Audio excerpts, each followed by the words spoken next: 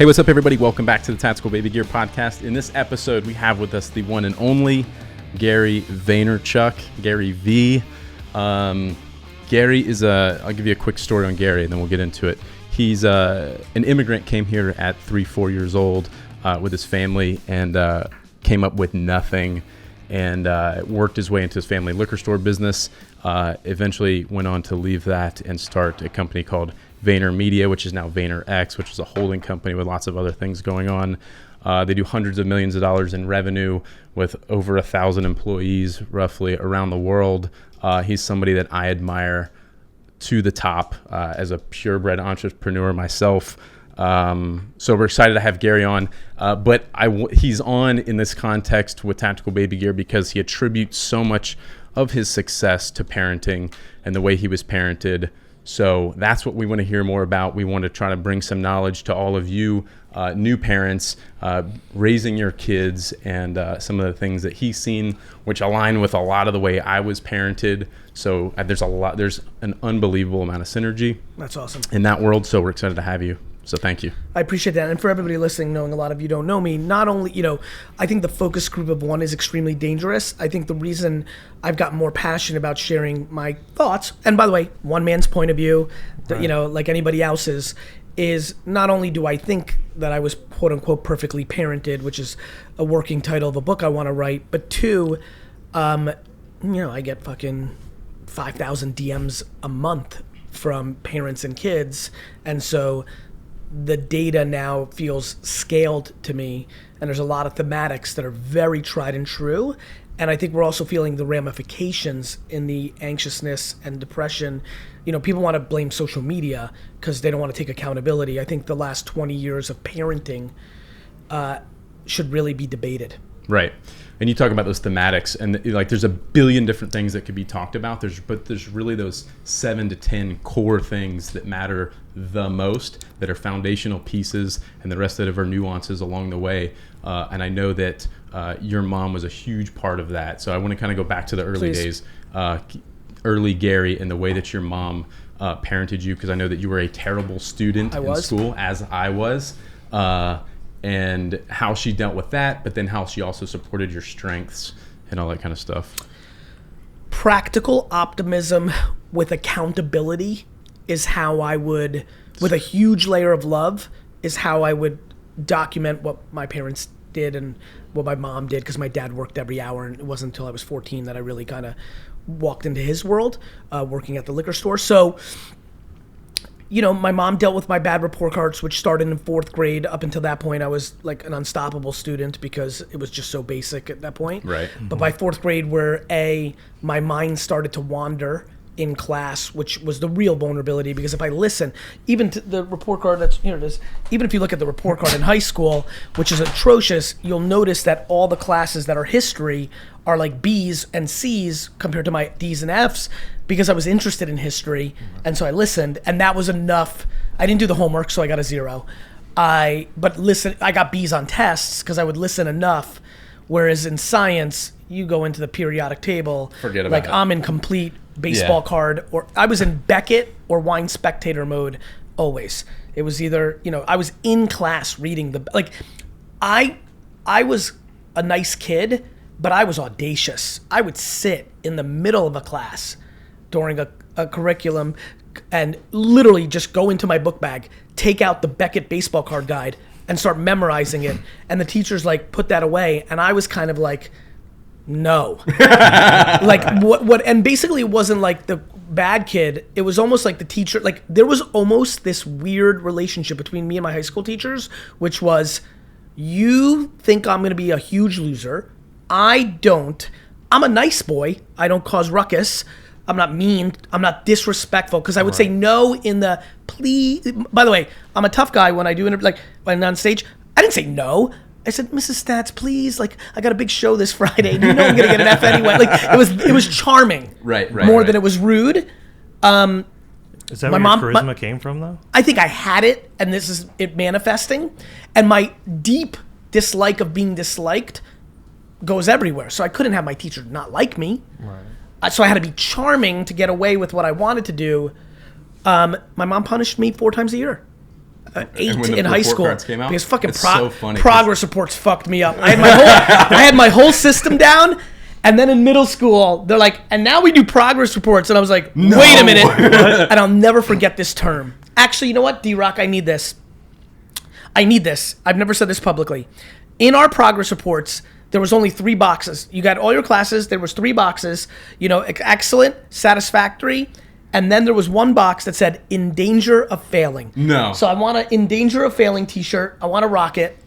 It's a really interesting term. And when I tell you every class besides gym and history said in danger of failing, all of them. So now I was getting punished 8 times a year because progress reports will come about right now. I even feel the anxiousness right now because it's the first week of October, and still ingrained in me is like, oh, this is the shitty week. And I was also ridiculous. I was intercepting my progress reports and report cards, grabbing them out of the mail, going into my house and flushing them down the toilet. like got to the point where I would get punished because my mom would kind of she would know what time of year it was, and I would be on the mailman lost it. My favorite was junior year of high school. I proclaimed that they didn't do progress reports anymore. I was all over the place, but she held me accountable. She knew, because she knew that I was going to be just fine. Right. That's funny. My parents felt the same way about me. So it was the same thing. I was like a C and D student. I was good enough to get by. They made sure that I was paying attention and doing the right things. And I was an extremely nice kid. I'm still a nice, I look big, bad, and tough with my tattoos, but I'm the nicest guy Your face looks super soft. Your tats don't throw me off. You seem super nice. Right? But they supported all my strengths. Anything that I ever went into, I was 110% Was that from both of them? Yeah. Oh, yeah. Yeah, that's cool. Yeah. 110%. Were either one of them entrepreneurs? Yes and no. My family, my mom not so much. She enjoyed what she did, and she worked for someone else, and that was her thing. Awesome. My dad was more of an entrepreneur, but my mom's side of the family, my grandparents, both big time entrepreneurs. Understood. And that's where I get that DNA from. Yeah. But they just supported it. They're like, listen, I know that you suck at science, but you're so hard into everything else you do that I have no doubt that you will succeed in whatever it is. And then my thing on top of all that was, my mom was watching me come home with $2,000 as a 13-year-old. Right. It wasn't like I wasn't. Right. It wasn't hard for her to but what they did smartly was that at 14 they were like, well, now you work because you're not going to Harvard and becoming a lawyer. Now you have to work because a lot of kids are like, Gary Vee, should I drop out of college? And I'm like, if you're willing to eat shit and work your fucking face off for a decade because the machine is not going to accept you.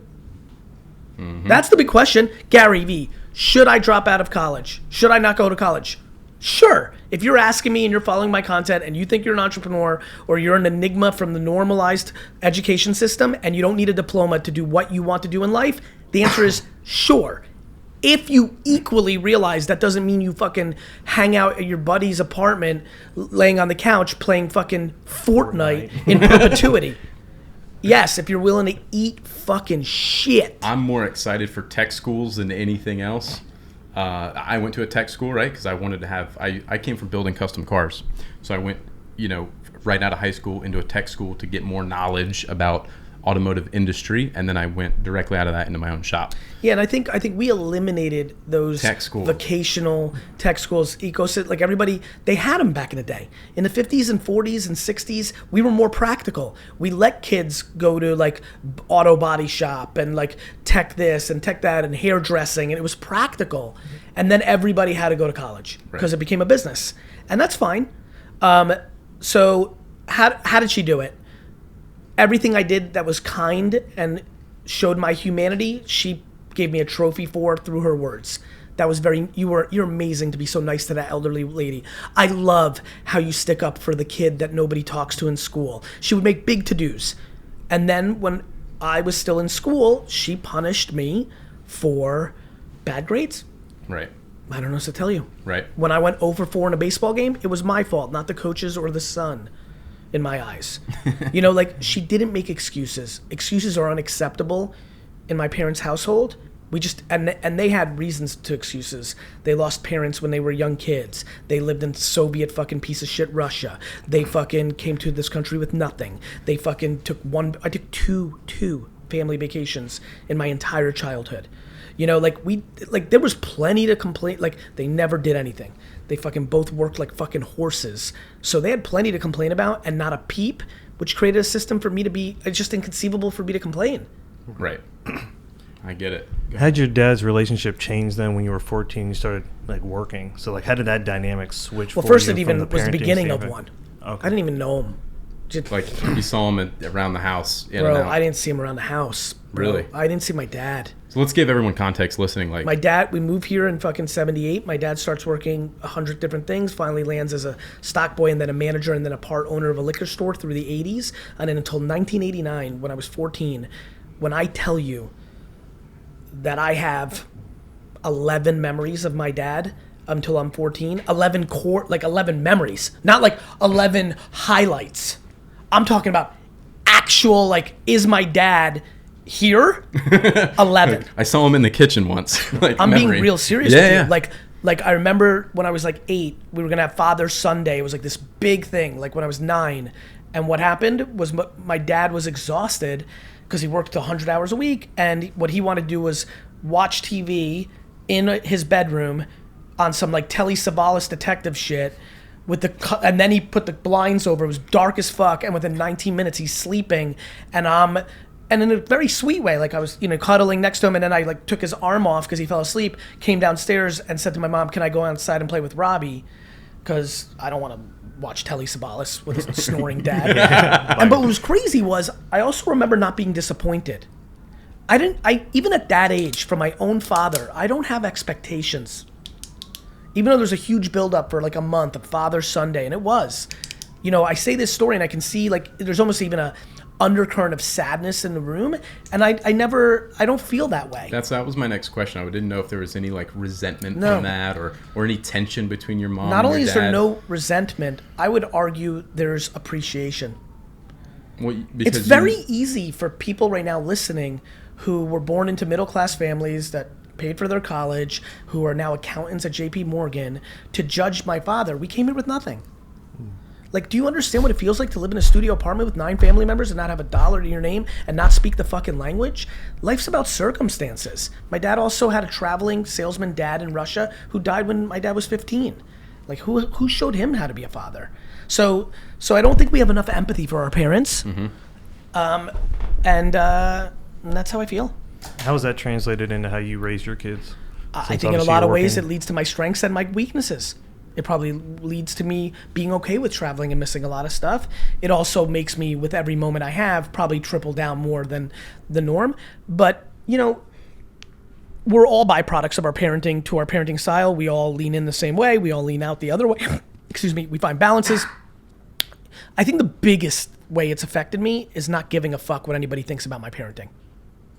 That is probably the thing that I'm most proud of and wish for everybody who's listening. You're factoring in other people's judgment to the way that you're parenting your kid. Mm-hmm.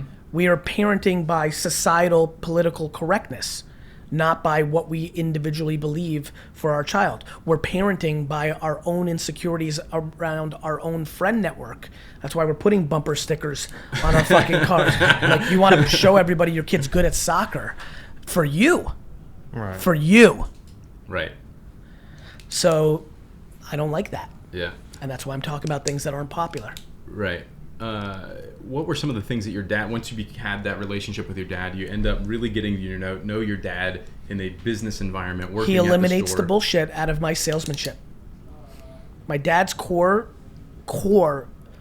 impact on my life is he turned my bullshit into a gift of gab. I'm so good with words and energy, and I've got all the skills. No different than LeBron and Beyonce and what they do to be able to be the best salesman in the world, which is what I think of myself sometimes, which is ironic because I don't sell, because it evolved into like, oh, right, I'm a marketer, right? Mm-hmm. But at the time, it was very transactional. I did better at lemonade stands and baseball card shows because I was a marketer. I didn't realize that. But I know I was also a killer in selling. Right. I was better at getting you to the table, and then I fucking closed. So what is interesting about that is he didn't let me lie. And at that point, I was willing to lie to make the sale. And God, I'm so grateful for that. Because I think one of the things that's interesting about me is I understand that people are affected by how one says something over sometimes what they're saying. And I think there's a lot of people out there, because I have a lot of notoriety at this point, that have a very strong misconception of who I am, because I have a lot of energy and bravado and alphaness in my delivery.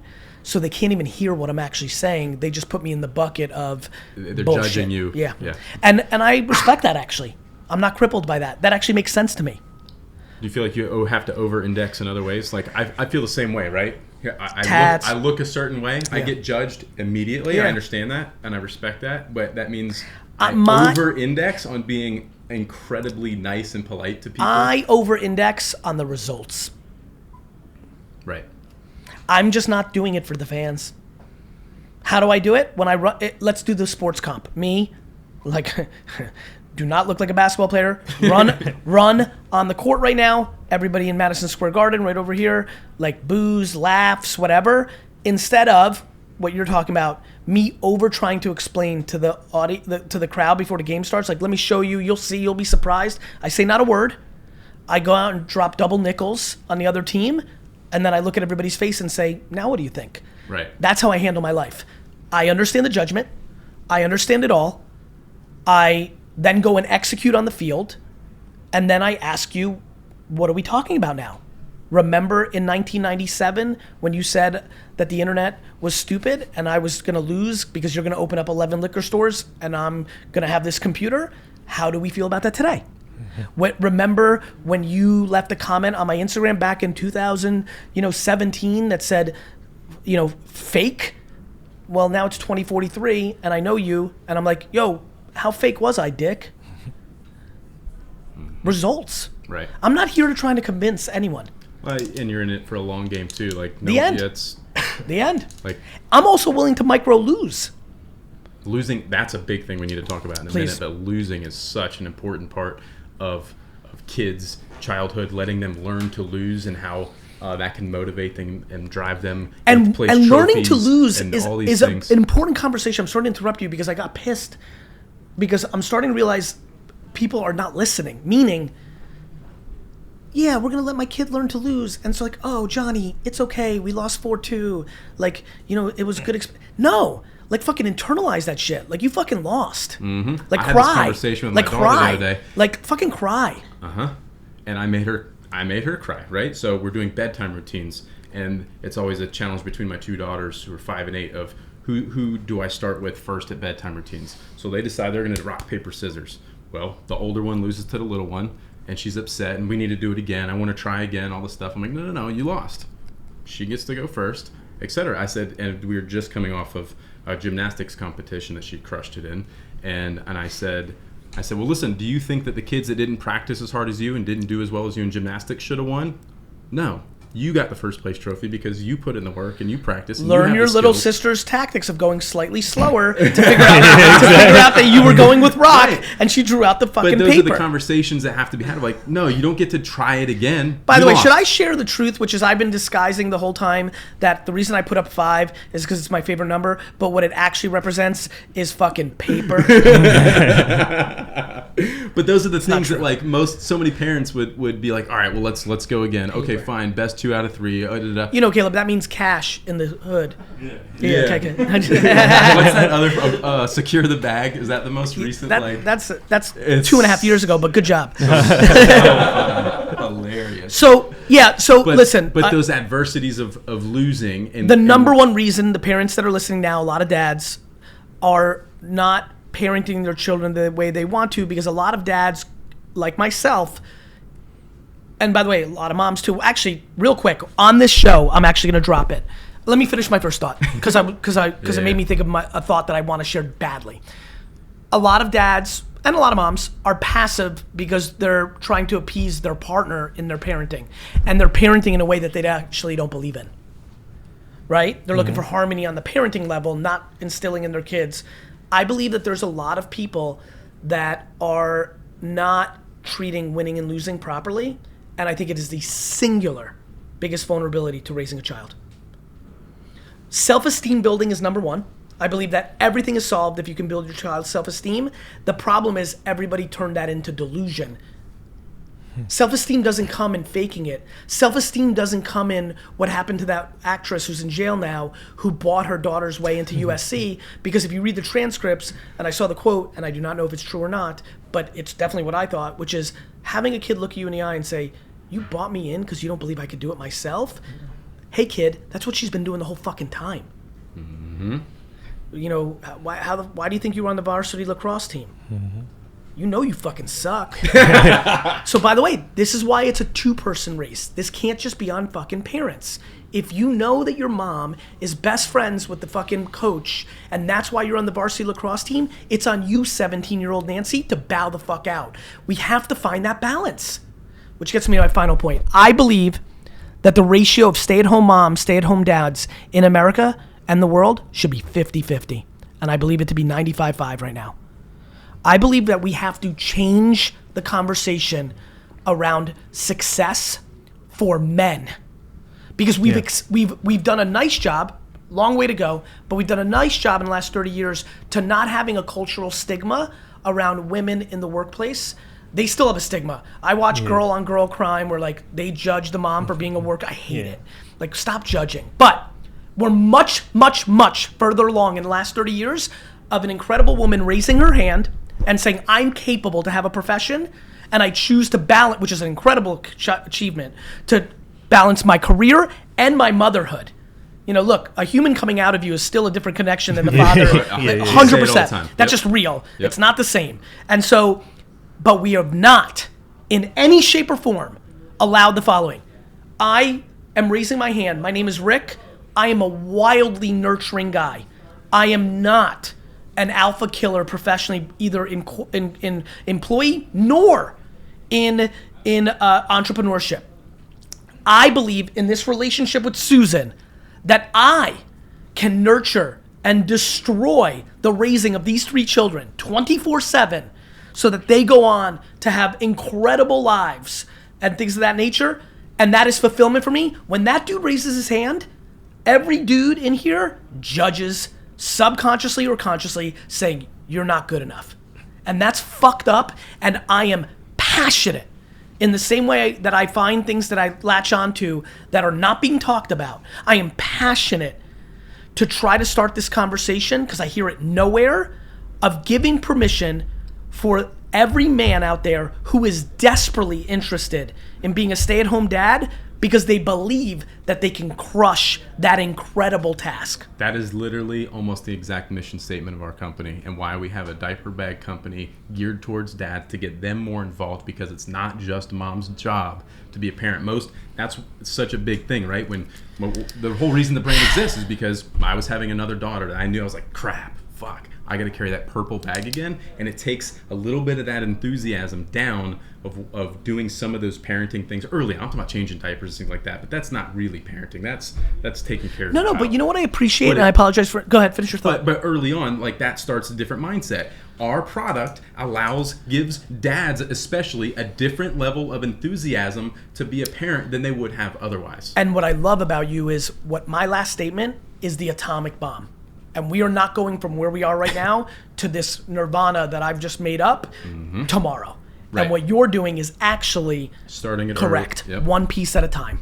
But this is it makes 100% intuitive, one man's intuitive sense, that the ratio of stay-at-home mom and stay-at-home dad should be 50-50. Mainly because I can think of 30 relationships I know right now where the people are reversed and the stay-at-home mom is the actual fucking alpha and financial strength of the relationship, and the man is actually the nurturing human EQ strength, and just social norms are making them both miserable. And I believe that women have done a much better job in progressing the case of being in the workplace, being the alpha, and that guys have done nothing. Fucking almost very little. They sit back and watch it happen and then judge it. No. They're sitting there knowing, right now somebody's listening to this podcast, and he knows in his soul that he should be at home raising the kids because he would do it better, and that his wife should be fucking working because she would do it better than him. And he does not have the courage, nor have we listen, everything is predicated on stigma. Mm-hmm. Stigma is the fucking worst. Stigma is alcoholism, abuse, fucking everything. Depression, all of it, mental health, all of it is stigma. And we need to attack this one and start, like, I'm doing this rant right now because I'm sure my team, I'm watching their body, they're going to cut this up. But for the listener of this, especially if you're listening to this, based on what your business does, there's somebody who's on the 5-yard line. And this little rant is literally going to make him right now at 11:13 in the morning, get up out of his cubicle, get in his car, drive home, and have a real conversation with his wife, and they're both going to be fucking pumped. But well, this takes guys giving daps to guys when they make that move, not doing the jokes that we all as guys know we would make about our boy who had the courage to stand up and do this. We're going to judge that you weren't good enough on the field. You weren't good enough on the combat field. You're not strong enough. That's fucking wrong. It's being self-aware and trying to achieve happiness is the ultimate fucking male strength. And it goes to raising your kids. Your kids pick up on that. I mean, if you want successful, happy kids, then you got to be happy. In the extreme version that I'm telling you, which is very binary, and obviously everybody's 60% of this, 40%, but in that extreme version, the kids are going to win more. Exactly. They're going to have somebody who, do you know how much pain I see? How many DMs I get from stay-at-home moms who are or not happy because they want to go kill? And I'm like, I fucking get it, Susan. You know? Yeah. Because if I couldn't go kill, then I'd be sad. Mm-hmm. Fuck. So happiness, you talked about how what we're doing is building things piece by piece, and that's a lot of what I feel like you've been into recently, more recently than not, with talking about parenting, getting into younger demographics of an audience for Gary V and preaching your foundational things, happiness, optimism, positivity, empathy, all these things, penetrating that to a younger audience earlier on with the cartoon, with TikTok, with all these other. That is true. And you're getting into them at a younger generation. I sure am. Try to, because I know that one of your goals, like you have several different goals, one of them to be to buy the New York Jets, right? That's the game you're playing. Yes. That's a goal. That's fun for you. Yes. But as a legacy piece for your life, to be an impact on the world, to make the world a better, happier, kinder place. There have been multiple times that people have told me that they decided to not take their life because of my content. Now, I struggle believing that. I'm just being very human right now. When I see it, the way I react to that is I don't fully believe it. Maybe because it's too heavy for me to accept. Maybe because I think people throw around words sometimes a little loose. However, when I die and I walk up to heaven, I'm like, yo, what's good, God? And she or he says to me, or it says to me, 39 people on Earth actually didn't. If that number was 1, that means more to me than if I buy the New York Jets by $1 billion. The chase of the Jets is my passion. Of course, that's the game. I love this game. And by the way, the vanity, the selfish part of me, I pull off that fairy tale, it's gonna be a fucking party. Like if my favorite line from you is how if you can't, how you're gonna crowdsource it. Just think about how early it is in my life. Probably a good 20 minimum years away from actually even being in a position or the timing to be able to do it. Just genuinely think about me, where I am right now, at the scale that I'm at now, another 20 years of hardcore propaganda around this mission. Just imagine what happens when it happens.